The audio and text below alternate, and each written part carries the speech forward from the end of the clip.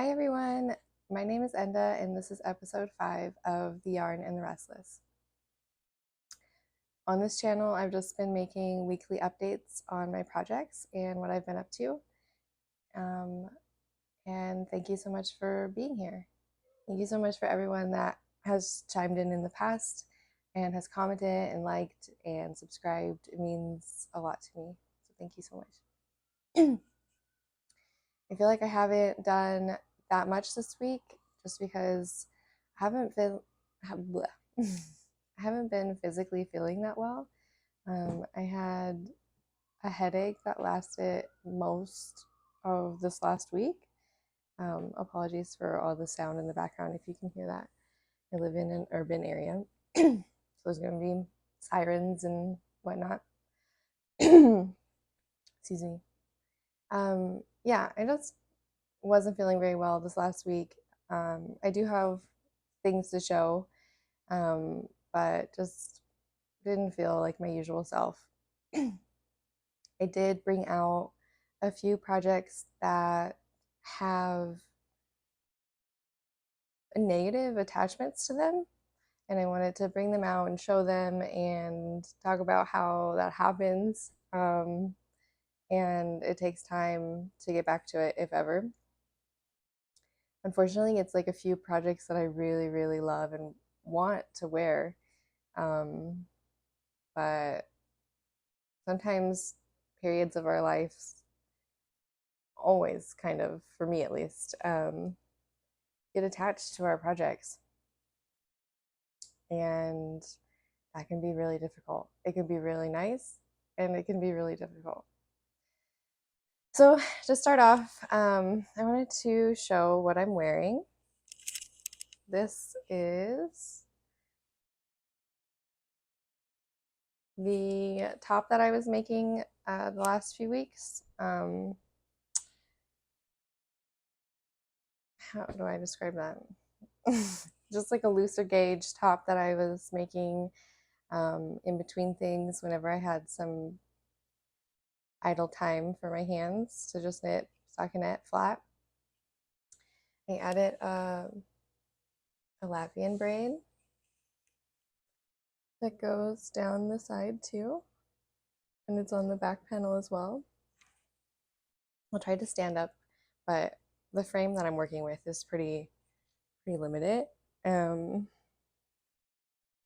is fairly cropped, but I also am a very short-waisted person.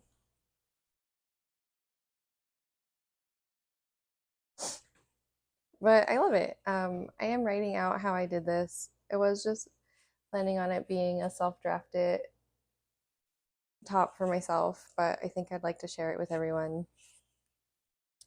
with lots of areas of modification. So if you're not 5'1" and short-waisted, you can make it much longer and things like that. There isn't any shaping. I particularly I like the box fit of it. It's basically two rectangles. It's basically two rectangles with a little bit of shaping in the front, a very wide open neck. I used 8mm needles for the body and the bottom hem, and I used 6mm needles for the Latvian braid and the sleeve rib. I think you could do 8mm on the sleeves too. I haven't um, I haven't blocked it since I finished it, so this pickup is bothering me. I do think it'll flatten out really nicely once it's all soaked, but right now it's kind of annoying, but it's okay. I wanted to wear it and show it. I wanted to wear a finished object finally. It's episode 5. It's my first time doing that, but that's okay. I am making a second sample.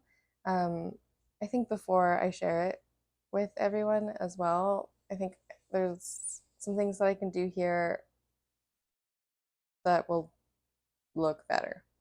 The Latvian braid was a very last minute decision, so I just think these little decreases,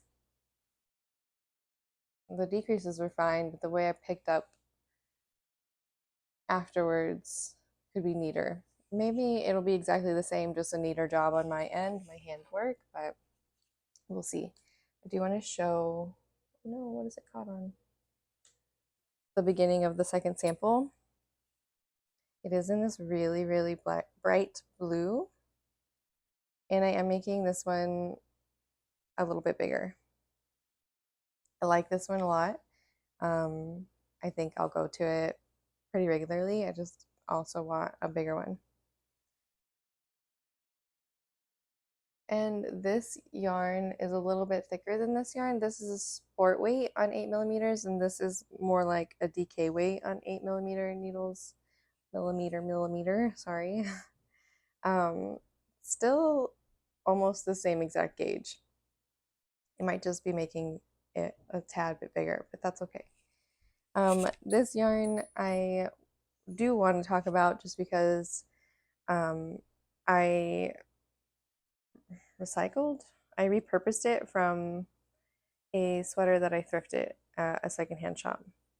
It was my first time doing so, and I was not expecting the yarn when it came undone to be 2 pieces, but it makes sense. It makes sense that they would do it that way if it was knitted on a knitting machine, which it was. I, for a very, very short period of time after I was done with my MFA in painting, I decided to apply and start another MFA in knitwear design. The school I went to in San Francisco offered that degree, and I didn't know about it until I was knitting and I stumbled upon it, and I think it was still, we weren't in lockdown still, but it was a very COVID cautious time, and I was really bored and I wanted to go back to school. So glad I'm not in school now. But I did go for a little under a month, so not very long at all. But it was fun. It was fun and it wasn't fun. The point of this is that I was learning how to use a knitting machine, and all of the yarn in this storage closet, which was beautiful, it was just wall to wall shelves of cones of yarn for us to use. It was one of my favorite parts. Was all the same weight. Maybe not all of it, but most of it, like 95% of it, was all the same weight. So it was all really thin like this. And if you wanted a thicker yarn, you put 2 together, 3 together, 4 together, however many you needed to get the thickness that you wanted and the gauge that you're looking for. So I wasn't expecting it to come out like this, but it does make sense knowing that that isn't, maybe not a standard, but that is a way of going about knitting on a knitting machine. Clink, clink. This is some of the other yarn that I got out of this sweater. So I got quite a bit. I didn't even unravel the whole thing yet. This is a big one. I think this is the front panel, and this is a sleeve. The one I'm working from was also a sleeve, perhaps. Put this back in here. This is the remaining part of the sweater that I have. You can still see like the little tag from the thrift store. Oh, so there is still a sleeve, and this is the whole back panel. There's also this ginormous turtleneck. I thought it had the tag on it still. I can't remember where this came from. I think maybe I think it was maybe a Banana Republic sweater or a Zara sweater. But I mean, I thrifted this for under $5, and I got so much yarn out of it. And I think it I chose it because the color for one, and it was a alpaca acrylic blend, and for five, I feel like it was under $5, but we'll just say for $5, that's a really good deal. It took me a minute to figure out which way to unravel it. I think I was trying to unravel it from, I don't know, from perhaps the bottom or the top, and then realized it was the other way around. So that part took a minute, and I was feeling a little defeated, but once it started going, I was like, wow, I can't wait to go thrifting again and look for more animal fiber sweaters to take apart. You can't beat that deal. And, oops, sorry.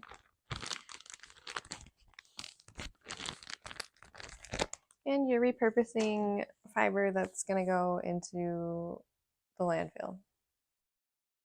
I mean, everything I make might end up in a landfill one day as well, but I'm prolonging that time. And well, this has got acrylic in it, so it won't completely compost, but most everything else I'm making can be composted. This time I have a ginormous is the word of this week. This time I have a huge sparkling water.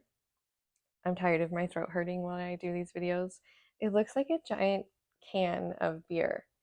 Um, and I didn't realize it was sparkling water for a long time in the store, but it is. It's just water, and it's just got kind of a hard exterior. Kind of relatable. Okay, what else? I wanted to make another kind of quilt bag. And before I showed this one, I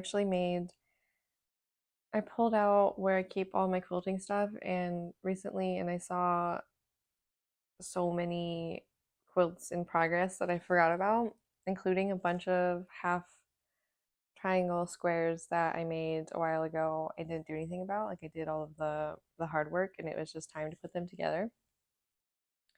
I put them together last night thinking that it was going to be so cute and amazing, and I hate it. I'll show that first before I made something that I did like, but it's the four corners that ruined it for me. And I can still take it apart and I can still change it. It should just have yellow squares as the corners. The red that's in these corners like makes it very directional on all corners and turns the beautiful star, half square triangle star thing into like an X. And I hate it. So here it is. Without these, if you can kind of tell, it would be the most cute, beautiful star. With these, it's an X. It's an unfolded cardboard box, and I don't like it. I don't know what I'm going to do with that. If I don't take those corners off and fix it, nothing's going to happen with that. But that's okay. Sometimes things like that happen. Afterwards, I still had some squares left over, so I made this. I'm not sure why I'm constructing it this way, but it will be, let's see.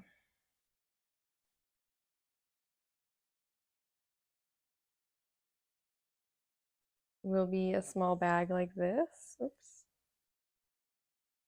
I just need to put the bottom edge and top edge, um, and then I can make the lining and the straps. I like this much more. This is very cute. I love this.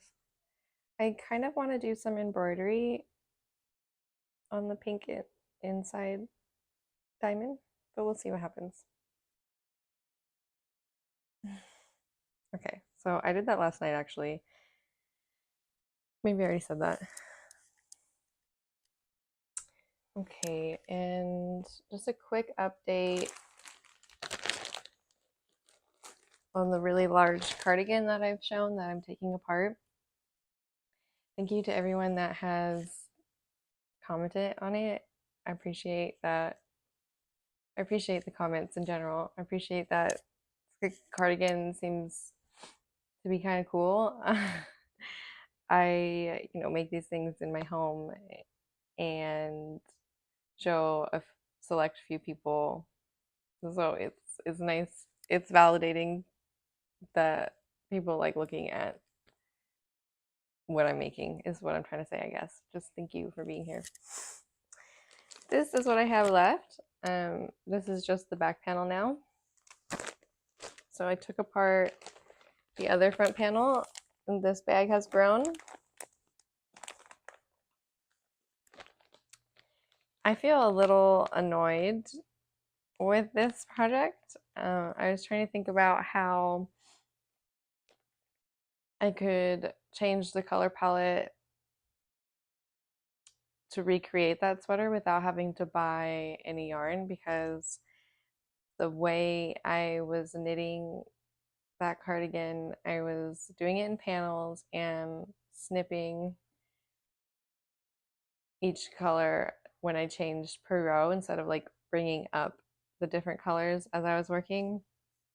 And that's why I have so many small little balls of the blue, the orange, and the brown. I don't know if I'm going to be able to really efficiently use those colors. So I do feel like I definitely will have to get another orange like this one. There's just not enough salvageable. There were so many little rows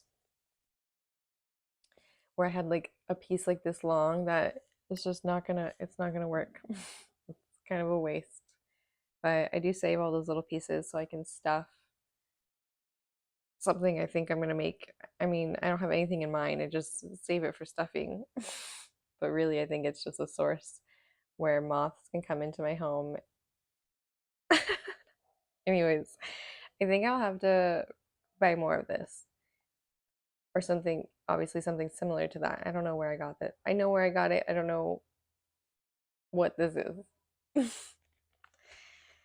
That's kind of annoying. So I was playing with the idea of changing the palette. What did I do with that?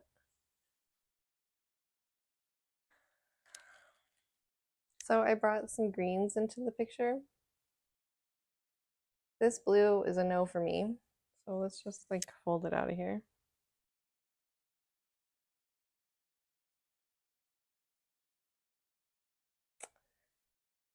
I guess I really just brought this green in. Oh, this one too at the top, the dark green. And I like it. I do think that this orange really brings everything together. So it is important for me to have that color, which means I'll have to buy some. That blue isn't terrible. It's just like very much so a landscape palette. And I don't know how I feel about that. I like, can I just fold that out?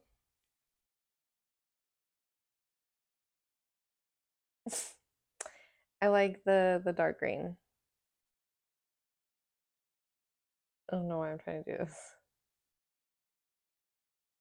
Just without that. It's still a landscape palette, so it doesn't really matter. It's just that sky blue is actually really teal, but when put all together, it looks very much so like sky blue, and I'm up for it. I also use a 6mm and I used a 5mm on the sweater, so this swatch in general is like too open. I just wanted to see my colors, and I don't know where my 5mm needle is. I have so many needles because I don't own an interchangeable set, which has to change at some point. I have like 50 needles in my closet, and a 5mm needle must be on something. I don't know where it is. So that's that. Still trying to figure out what to do with this. I mean, I love the palette as is. I just am not going to have enough. That blue as well, so soft and beautiful. I think it was an alpaca blend. I'm not going to have enough either of that to bring it all together the way it was before. Just kind of a letdown. I just think I'll have to spend money to recreate that, and it's just not something I want to do. So it is kind of going on the back burner right now, but I'm not even done unraveling the whole thing, so it doesn't really matter yet. It doesn't matter ever what I do with it, but I have time.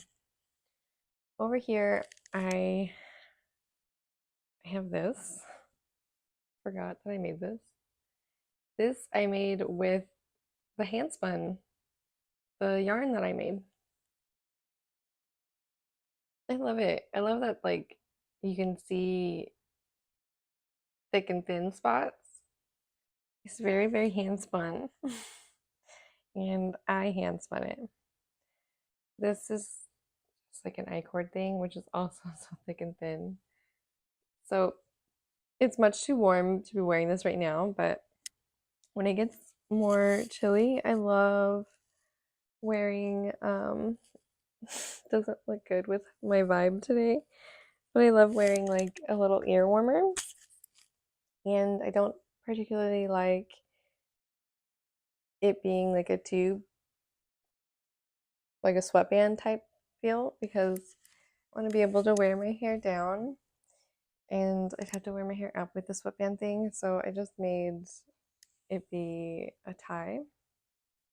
I really like it. It's functional. It's great. I made it like start to finish. I just didn't dye the roving, but I made this. So there's that. With spinning, I showed like the undyed natural white, I think it was French Rambouillet fiber last week. I kind of ruined it. I tried to natural dye it with madder root, chestnut extract and indigo, which I eventually took the indigo out. I did not pre-soak. I pre-soaked, but I didn't add a mordant to the pre-soak. So the first time I dyed it, almost nothing happened, of course. And I was a little upset. I was also like trying to rush dyeing it before I went to work one day, and I was going to heat set it instead of using a mordant. So I was going to do that in the oven, but I only had a short amount of time before I had to leave for work. So I had to stop heat setting it. And when I rinsed it out, it was just nothing was really going on. It kind of looked just a little dirty. So then I dyed it again without the indigo. The indigo I thought was going to be the brightest. I thought it was going to be so blue, and I just don't know what I'm doing there. So I removed that.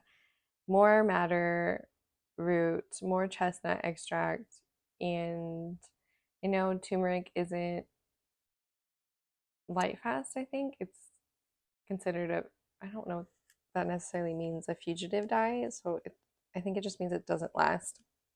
But I added that in there too. And I didn't bring all of the fiber out here. It did felt a tiny bit. Definitely workable. Like I'm still able to spin it. It's still very soft. I think it's fine. But I'm glad I only messed with 4 ounces of fiber. And I do in the future want to use acid dyes. I don't want to do natural dyeing anymore. Like the colors are beautiful, but they're just not as bright as I want. And I want, honestly, like what I want, I can just buy like done already. I want like a really bright braid of fiber to spin, and they're like maybe $20.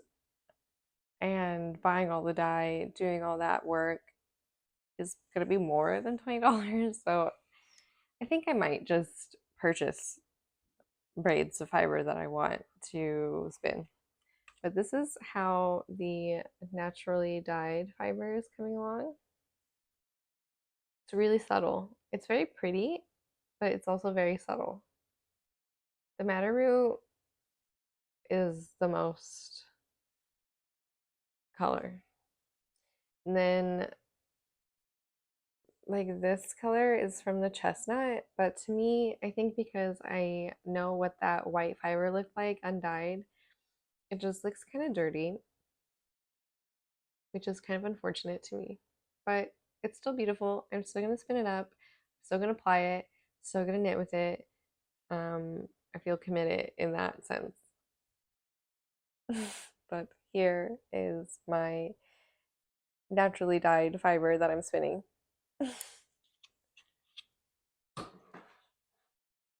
The last thing that I have over here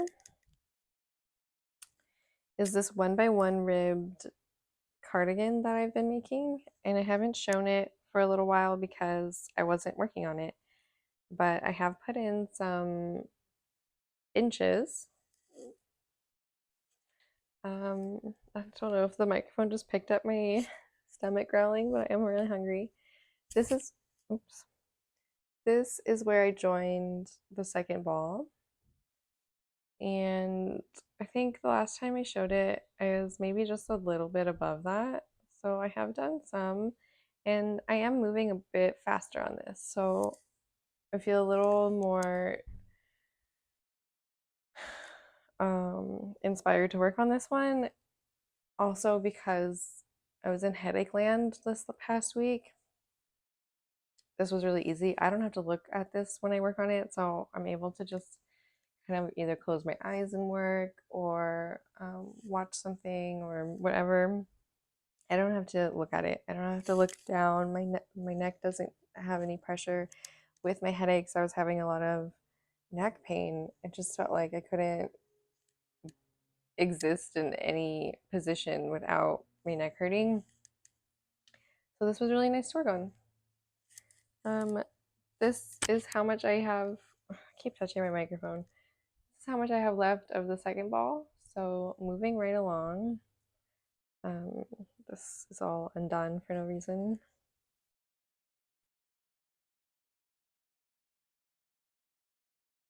It's like so fluffy and squishy and stretchy.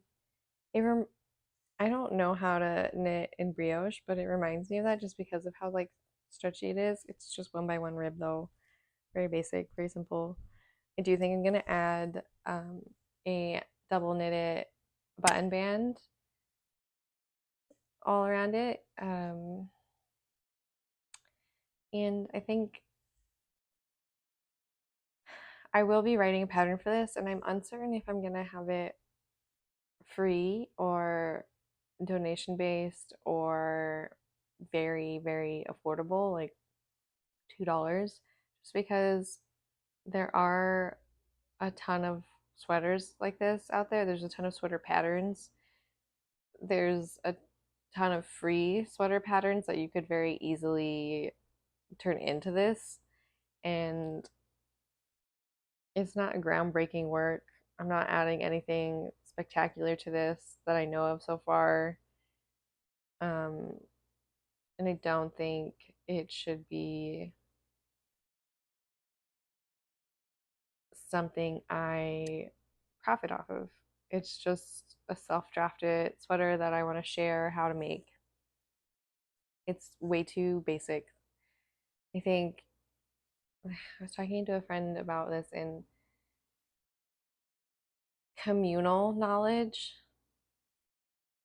I think that's the way that they put it, and I really enjoyed hearing it that way.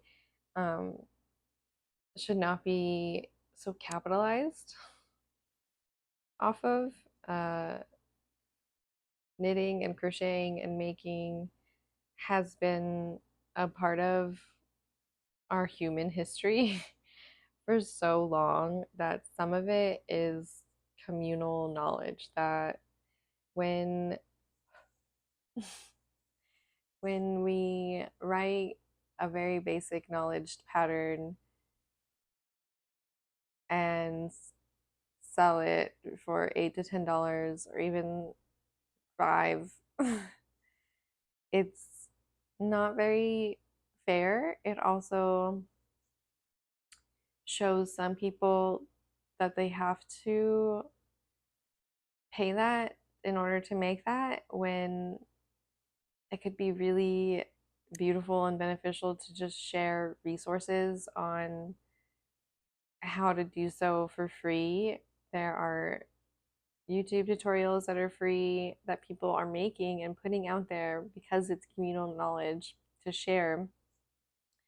You can pick up knitting and crochet books and sewing books at the library. Um, there's just so many ways that you can do making for free. And unless like there are features to your pattern, your design that are unique, it falls under communal knowledge to me. So that's all I have to say about that. Sorry, it's kind of a lot. Okay.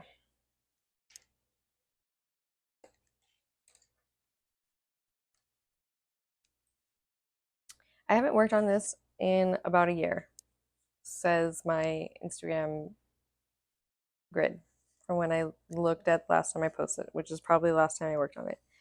And let me just show it first.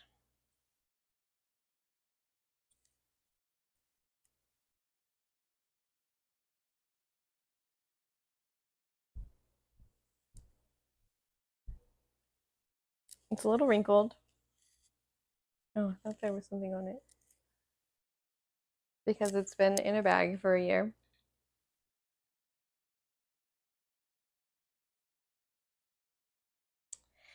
This is something I was really playing with different not playing with, learning different sweater constructions um, a while ago, mostly because for myself as a designer, I only am comfortable designing from the garments from the bottom up.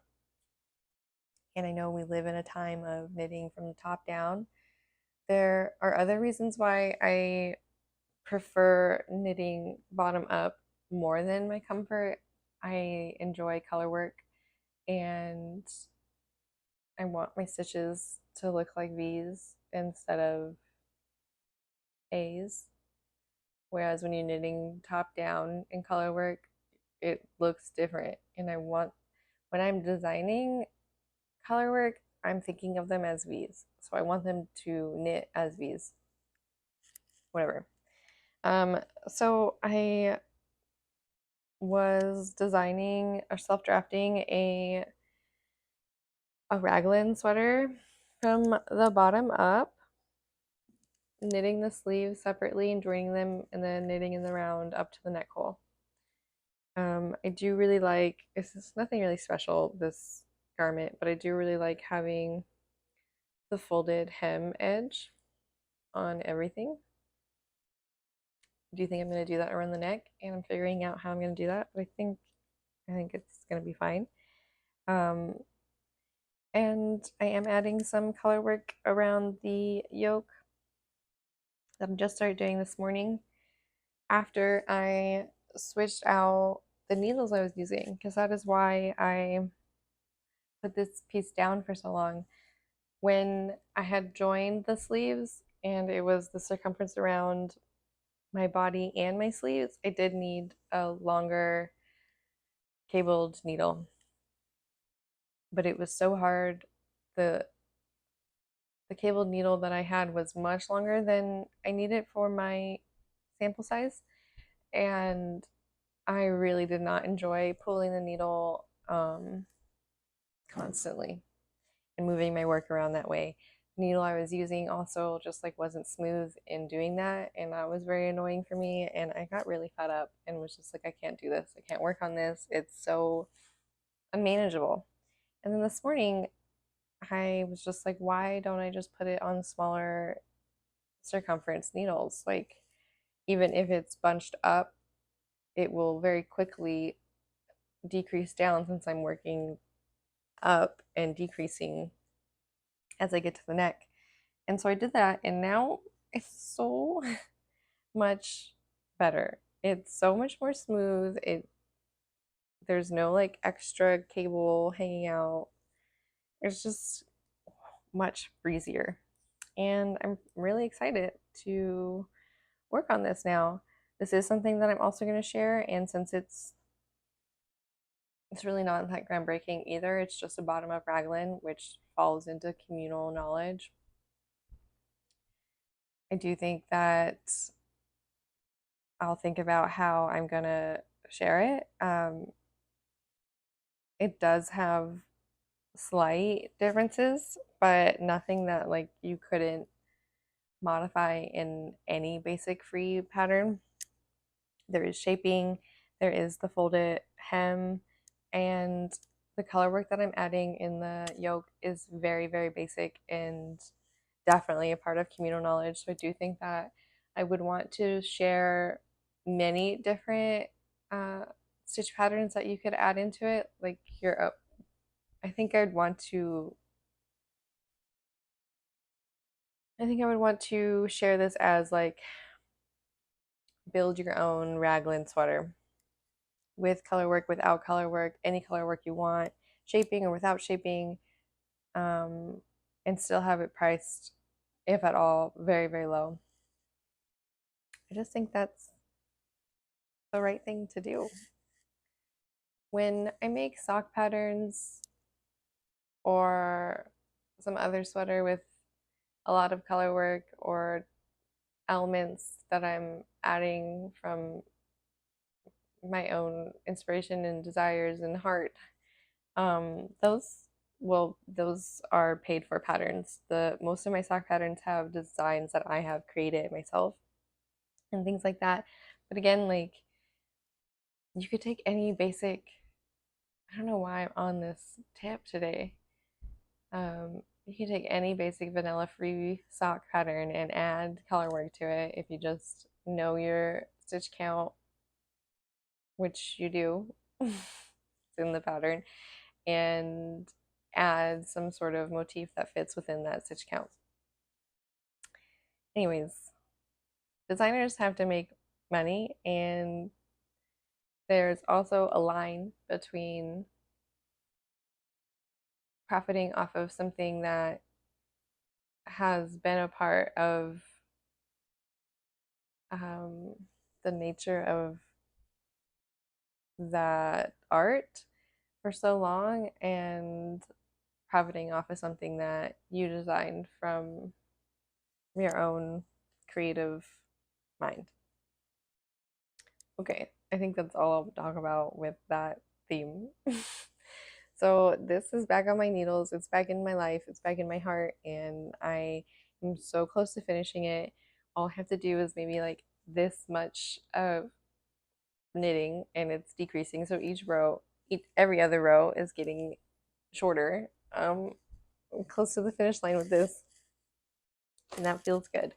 With that, I'm gonna start talking about. Wow, it's been 38 minutes.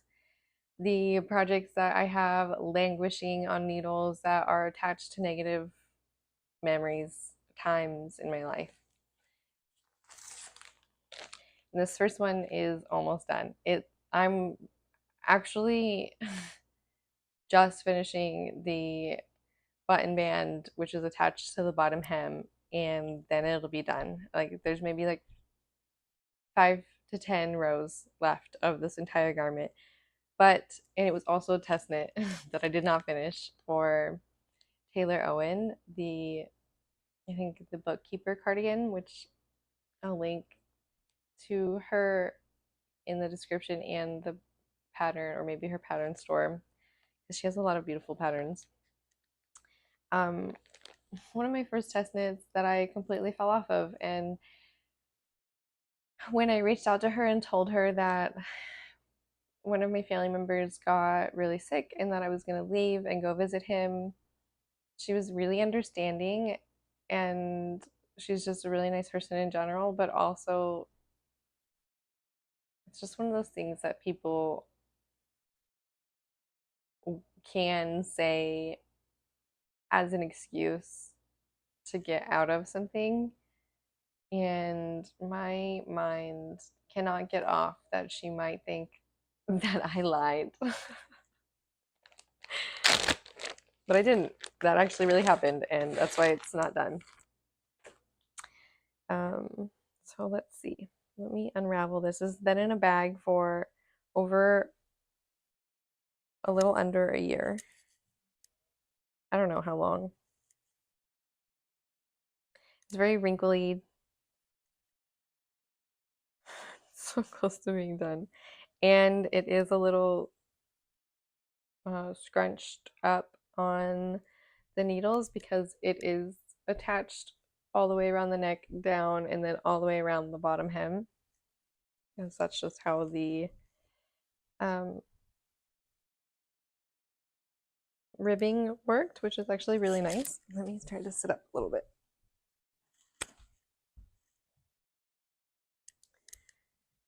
This the corrugated ribbing is also kind of setting me back. It's really, how do I say that? It's been in the bag for a long time, so it won't sit like that. Um, it the way I knit English style, I guess that's such a stupid way to describe it. I throw and it makes corrugated ribbing really time consuming. But I've done the entire sweater already. So all I have to do is like a few more rows of this. I can't tell. I'll try to fix this. But I really like the increases or decreases. I don't know. The way the ribbing goes from the button band down around. It does look very rounded. That's just because the needle I have it on is not long enough. But look at this huge sweater.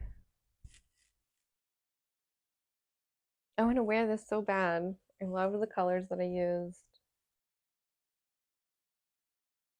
So I took this out and I brought it on here to talk about how this can happen with times of our lives and our knitting projects, and also to look at it and be like, wow, I really want to wear that. I'm going to work on it because I'm so close to being done. I made all this fabric.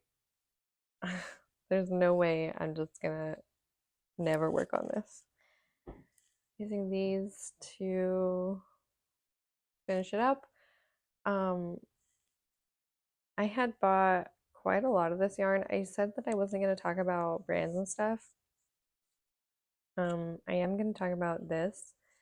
I had bought this Farmer's Daughter fiber a while ago, like much longer before I started this, when I had taught a friend how to knit and they had bought a bunch of yarn. I was like, I must buy yarn too. I didn't buy enough for this, but when I started knitting this is the most uninteresting story. I was like, wow, I love this. I'm gonna get this. I'm gonna get the other contrasting color. I'm gonna do it. Um, well, I don't know what I was getting at with that. It's just pricey. That's what I want to talk about. It was just more pricey than I would have liked. Um, it was pricey when I bought this yarn at the beginning with no plan, and it was pricey when I had to buy more. It's a really beautiful yarn though, and I think it's superwash. So it is going to grow a bit when I wash and block it, which I'm happy about because I made the crop version, which is perfect for my tiny little short waisted body, but I can't wait for it to grow a little bit and see it all relaxed. So sometimes this happens. The family member that is attached to this did pass away, and it reminds me of him. And I think now that some time has passed, it could be cathartic to finish it. It's kind of making me emotional now. Like this happens. Things can get stuck in your project. So just wanted to share that. If you've ever experienced that, you are not alone. And the last project that I have something attached to that has just went into this bag and not been looked at is a Lento sweater. If I don't know if you are familiar, but I believe it's somebody from the Lana team that made this pattern. And it got like pretty, I don't think trendy is the correct word, but a lot of people started knitting it because it was so quick and it was beautiful. It was fun.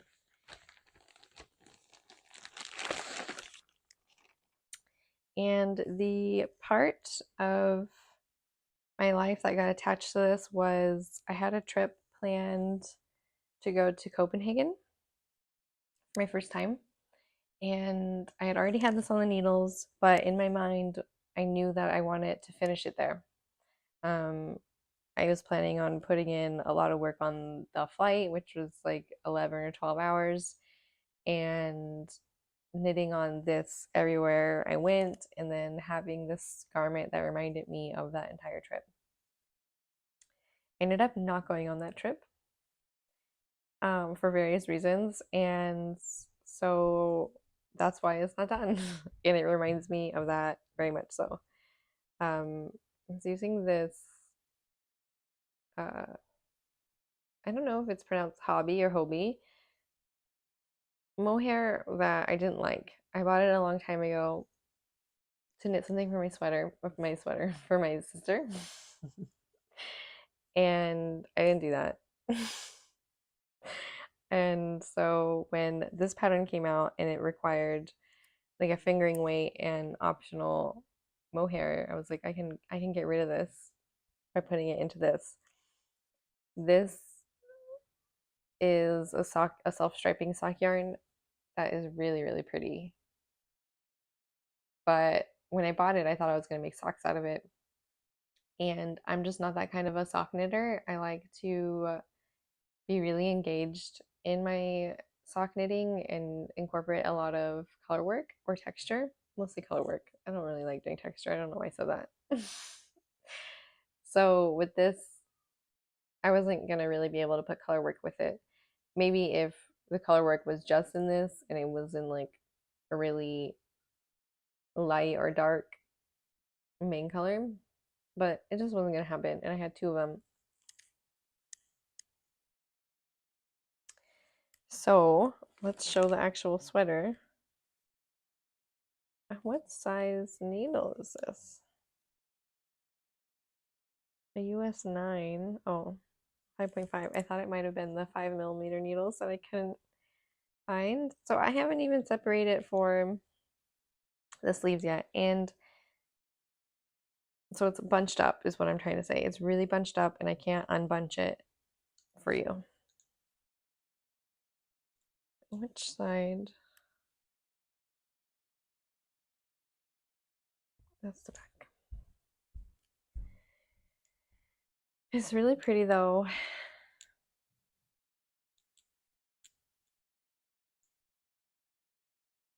This top rainbow part was not planned. It's just how the yarn was caked up, but it wasn't intentional. It's not like a rainbow yarn. You can tell later on that it's not like continuing rainbows, but I am really glad that there's like this rainbow part at the top. I think that's really cute.